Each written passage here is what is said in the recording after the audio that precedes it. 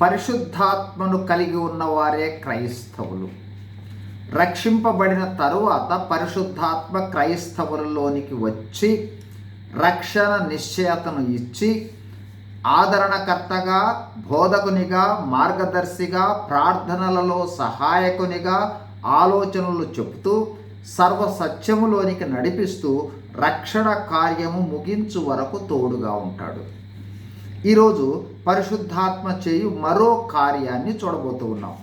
యోహాను సువార్త 16:7. నేను వెళ్ళిపోవుట వలన మీకు ప్రయోజనకరము, నేను వెళ్ళని ఎడల ఆదరణకర్త మీ వద్దకు రాడు, నేను వెళ్ళిన ఎడల ఆయనను మీ వద్దకు పంపుదును. ఈరోజు ఆదరణకర్త అనే పదానికి మరో అర్థము స్నేహితుడు. పరిశుద్ధాత్మ స్నేహితుడుగా చేయు కార్యాలను ఇప్పుడు చూడబోతా ఉన్నాం. ఒకటి, నిజమైన స్నేహితుడు విడువక తోడు ఉంటాడు. పరిశుద్ధాత్మ ఎల్లప్పుడూ మనల్లో ఉండి మనము ఒంటరిమే కాము అనే నిశ్చయతను ఇస్తాడు.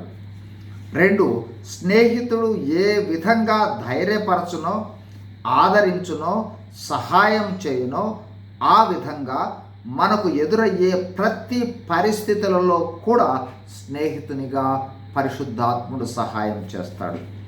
3, మనకు తోడుగా ఉండి మనలను దేవుని మార్గాలలో ఉండుటకు బోధిస్తాడు, సలహా ఇస్తాడు. 4, పరిశుద్ధాత్మ మనకు తోడుగా ఉండి మనకు ఏ విధమైన వరాలు, నిపుణతలు కావాలో వాటిని అందిస్తూ మనలను శక్తివంతులను చేసి శక్తివంతులుగా జీవించుటకు సహాయం చేస్తాడు. 5, స్నేహితునిగా మనతో ఉండి దేవుని వాగ్దానాలను మనకు తెలుపుతూ బోధనలను గుర్తు చేస్తూ దేవుని చిత్తంలో జీవించుటకు సహాయం చేస్తాడు. 6, పరిశుద్ధాత్మ త్రిత్వములో దేవుడు కావున పరిశుద్ధాత్మ స్నేహము ద్వారా మనము దేవునితో లోతైన స్నేహ సంబంధాన్ని, సాన్నిహిత్యాన్ని కలిగి ఉంటాం.